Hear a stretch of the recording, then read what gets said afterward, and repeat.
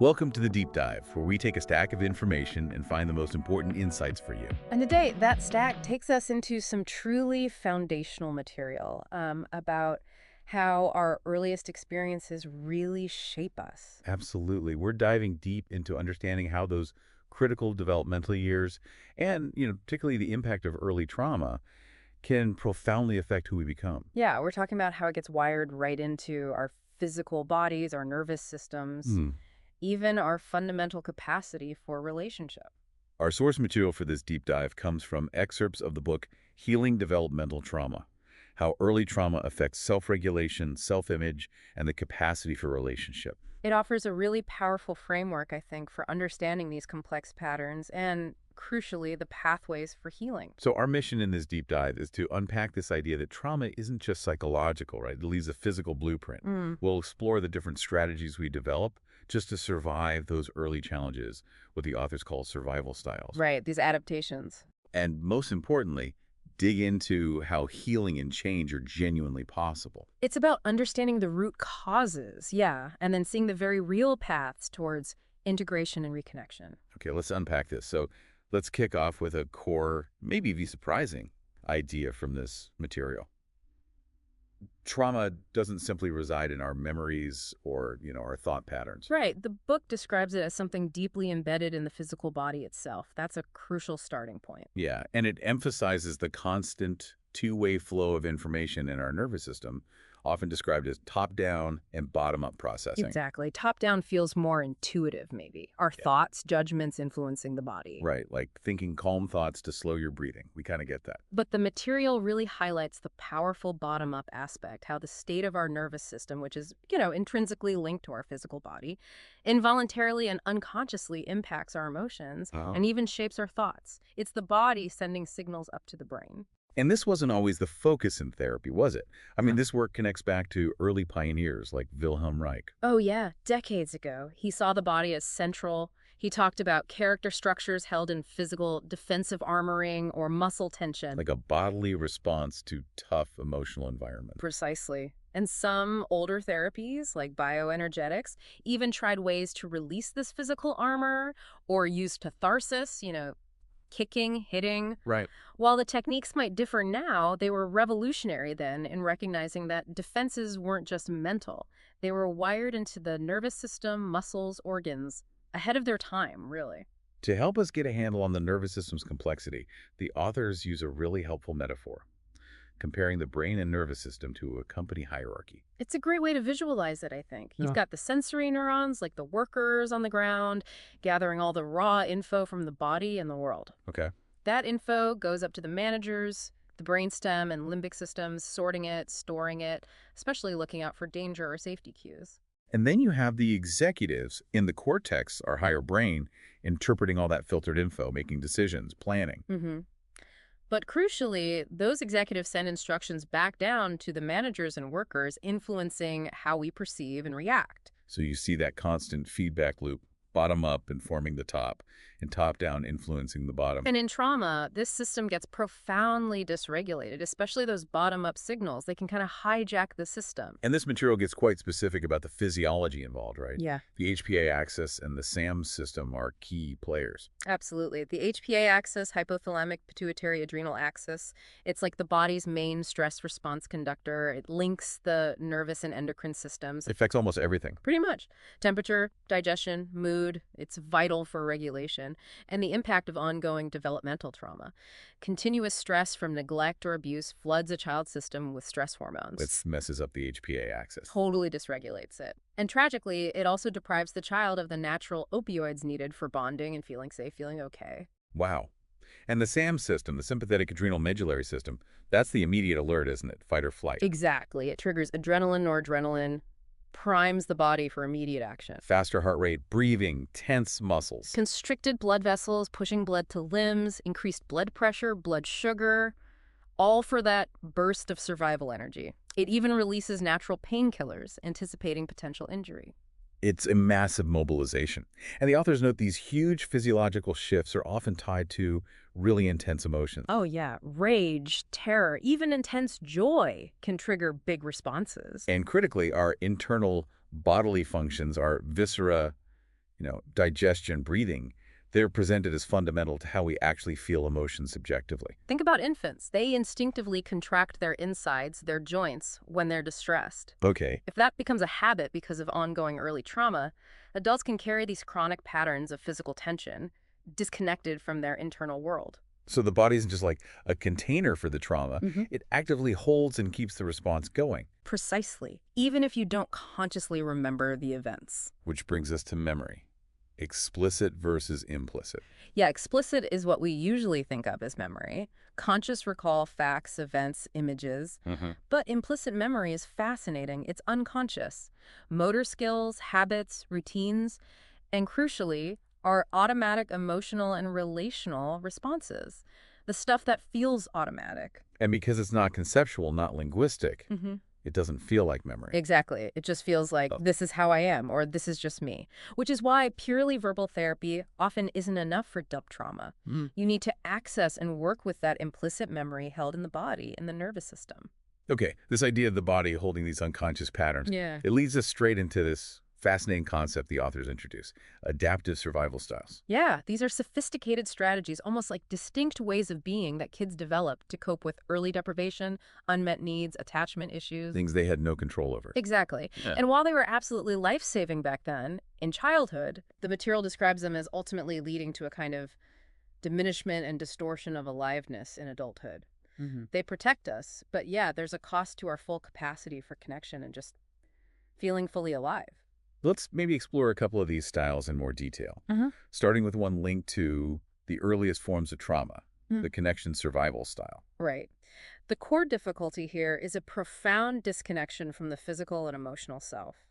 And that makes it incredibly hard to authentically connect with other people. How does that manifest? Well, it can show up in different ways. The authors talk about a thinking subtype, someone who disconnects from their body, lives mostly in their head, values logic way over feelings, Okay. and then a spiritualizing subtype who copes by focusing on ethereal or spiritual stuff, struggling to feel grounded in their actual physical experience. And for both, asking about bodily feelings is hard. Genuinely difficult, yeah. Sometimes impossible for them to answer meaningfully. The behavioral traits sound quite stark.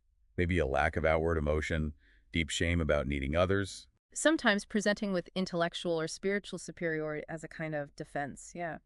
Using distance. Physical or emotional, yeah. As a substitute for healthy boundaries, they tend to withdraw when things get emotional. And there's this paradox. Fear of being alone and fear of being overwhelmed. Exactly. By closeness, by groups. It's like navigating life feeling like a frightened child inside, uncertain how to relate. The material mentions exaggerated fears too, death, disease, their own impulses, especially anger. This sounds incredibly difficult. It leads to intense ambivalence. Their deepest yearning is for contact, for connection, but that's also their deepest fear. So they want it, but they're terrified of actually getting it.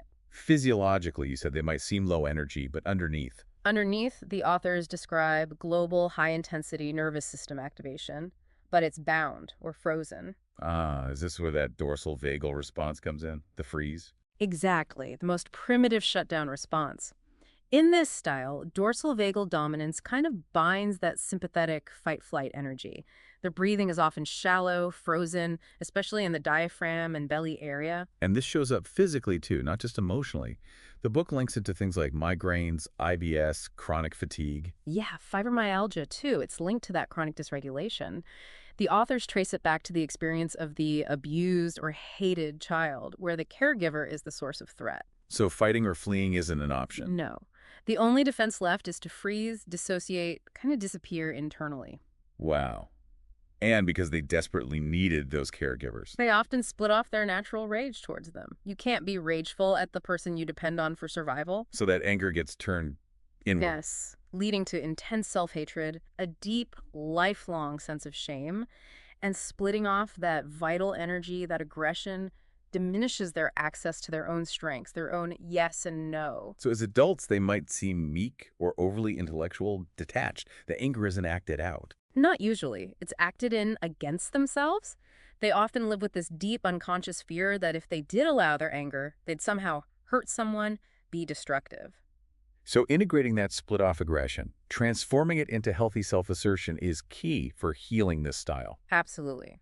It's about reclaiming that life force, The material also notes how the energy flow is disrupted by chronic physical contractions and that freeze response, making it genuinely hard to access sensation and emotion. And boundaries. That sounds like a major issue. Huge, compromised energetic boundaries. They report extreme sensitivity to others' emotions, feeling raw, like they have no skin. Feeling merged. Yeah, merged with others or the environment, leading to a constant sense of external danger, hypervigilance. Environmental sensitivities, discomfort in groups, Yeah. even agoraphobia. And the authors really emphasize this isn't just in their head. It's a very real, felt, physiological experience. It makes the world seem threatening, so self-isolation becomes a substitute for actual boundaries. Okay, let's shift to another one. The attunement survival style. Right. The core difficulty here is struggling to know what you need and feeling deep down that your needs don't deserve to be met. This develops earlier, you said? Yeah. Infancy. Typically, yeah. Oh. When expressing needs or trying to get them met is consistently too painful due to deprivation or attachment problems. The baby adapts by limiting, ignoring, or disconnecting from those needs just to cope. Or they might even learn to tune into the mother's needs instead. Yes, sometimes. Prioritizing soothing her distress because maybe it feels too scary or it feels like the only way to get some kind of connection or safety. What kind of factors contribute? Lots of things.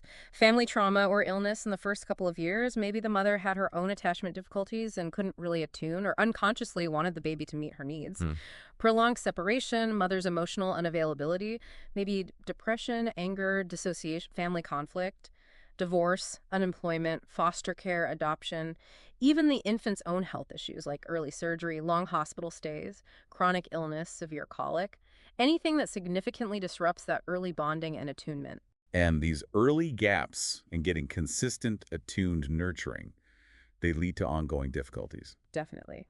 Impaired ability to know and express needs later on, a compromised capacity to really take in caring or love from others, limited bonding capacity. Emotional regulation issues. Yeah, dysregulated intense affect, especially difficulty feeling pleasure, and distorted beliefs, like feeling something's fundamentally wrong with them or their needs, feeling undeserving. And this can make people vulnerable later, too. Unfortunately, yeah.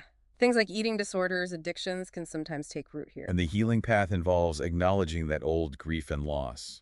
Yes, but the key is not getting stuck there, not letting grief become the default state that just reinforces identifying with that early helplessness. They need support to process the loss without making the deficit their identity. Healthy grief moves. The book outlines other styles, too, right? Each with its own pattern. There's the trust survival style. Core difficulty. Feeling you can't depend on anyone but yourself, always needing to be in control. How does that look? Strategies can range from being, say, seductive or manipulative to being more overpowering. Big concern with image, putting up a good front. Fear of losing control. Huge fear of losing control. Often a need to win, to be one up. They might use denial, rationalization, disconnect from their body, displace energy into their mind to avoid anxiety. Maybe evasiveness, deceit, or even rage when challenged. That can happen, yeah. Then there's the autonomy survival style. Core difficulty here is feeling burdened, pressured, really struggling to set limits and say no directly. Finding boundaries hard. Feeling put upon, resentful. Exactly. They often avoid conflict by people-pleasing, falling into that good boy or nice girl role. There's often a deep fear of intimacy, seeing it as potentially invasive, controlling, smothering. Is there a core fear associated with this one? Yeah, often it's something like, if I show you how I really feel, you won't love me, you'll leave. So they might blame others or just let frustrations build up inside because expressing them feels too risky. And finally, the love sexuality survival style. Right. The description's a bit different, but individuals here often appear highly energetic, attractive, successful on the outside. But underneath, Their self-worth is often really conditional, based heavily on looks, performance, achievement. They often feel flawed deep down. rooted in early rejection, maybe? Often rooted in early experiences of heartbreak or rejection, yeah. They might project that onto current relationships, and they're often quite rejecting of themselves beneath the surface. Big struggles with vulnerability, opening the heart, surrender, and intimacy. So what's really clear across all these styles, they aren't character flaws. Oh. Not at all. No, they're ingenious, really. Ingenious but costly adaptations. Developed when connection, safety, getting needs met were compromised in childhood. They're physiological, emotional, relational blueprints for survival. And that brings us to the hopeful part. the path to healing, reconnection, and integration. Exactly. The authors introduce NARM, the neuroaffective relational model, as an approach designed specifically to bridge that gap between attachment theory. Which explains our relational patterns. Right. And somatic therapies, which work directly with the body's stored trauma.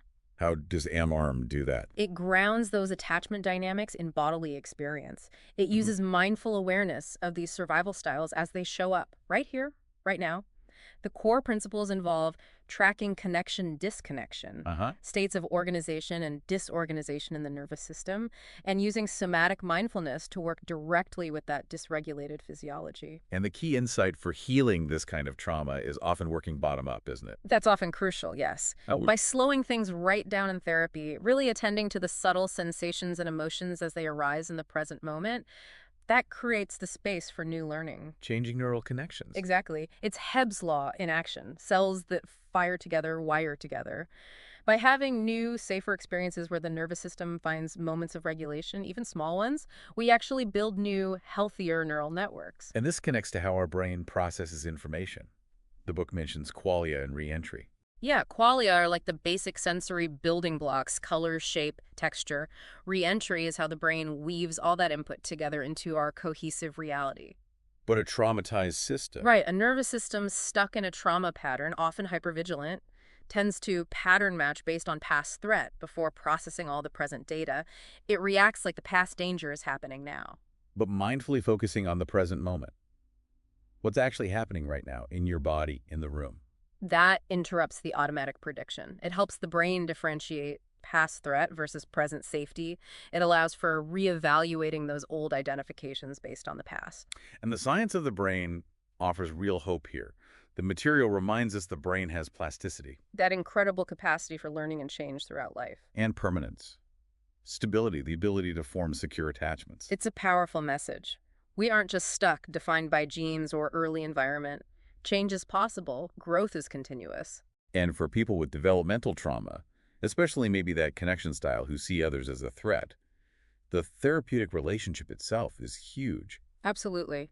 The therapist represents a potentially safe, attuned relationship, a chance for a corrective experience of connection. It's vital, though, for the therapist to really attune to the client's natural rhythms of connecting and needing distance. Not pathologize their difficulty with warmth or their need for space. Exactly. Not see it as resistance, but understand it as part of the survival style, meeting them right where they are. Working with positive resources also sounds key. Essential. Attuning to any existing capacity for healthy connection, internal, like a sense of strength or self-compassion, or external, like a pet, nature, a supportive friend, a hobby. Right. That helps establish little oases of organization in a dysregulated nervous system, reinforces moments of regulation. These resources are powerful for interrupting the brain's old threat predictions. It's important, the authors stress, to shift focus away from only the dysfunction. And titration, especially for sensitive systems. Absolutely critical, especially for the connection style. Any sudden shift in arousal, even a positive one like feeling more alive, can feel overwhelming, threatening. So working very slowly. Subtle shifts, right at the edge of tolerance. Yeah. It allows individuals to gradually integrate new experiences of expansion, connection, aliveness, without triggering the old defenses. The book gives examples, like working incredibly slowly with a client, inviting her just to notice subtle sensations, maybe gentle contact, always asking her to listen to her body's rhythm. For the connection style, integrating that split-off aggression you mentioned, that's vital. Crucial. Transforming the anger that was turned inward or maybe expressed destructively into healthy aggression, the energy for self-expression, saying yes or no, setting boundaries, individuating, without that fear of hurting someone. Reclaiming that life force. Exactly. The authors mention that deep fear connection types carry that their anger is destructive, so reintegrating it needs to be slow, careful, titrated. We see this with the example client Paul, gradually integrating his rage towards his abusive father. And that allowed other feelings too. Yes, like his deep desire for his father's love, and the necessary grief over never getting it. Which brings us to grief. Integrating grief about those broken connections, the losses, it's a normal, healthy part. It is. It helps people come to terms with what happened. But the book cautions grief shouldn't become chronic hopelessness that just reinforces identifying as that helpless child. Healthy grieving has vitality. It actually leads back towards reconnection with oneself and life. So the ultimate aim here is pretty profound, isn't it? Helping clients connect back to their original, authentic core expression. Reclaiming their innate right to life, to aliveness. And this journey strengthens those 5 core capacities the book talks about: connection, attunement, trust, autonomy, and love sexuality. Yes. As that happens, the old identity distortions rooted in trauma start to dissolve. Healthy self-regulation naturally reestablishes. It's a healing cycle then, connecting more deeply to your body, emotions, life force. Enhances your capacity for authentic connection with others.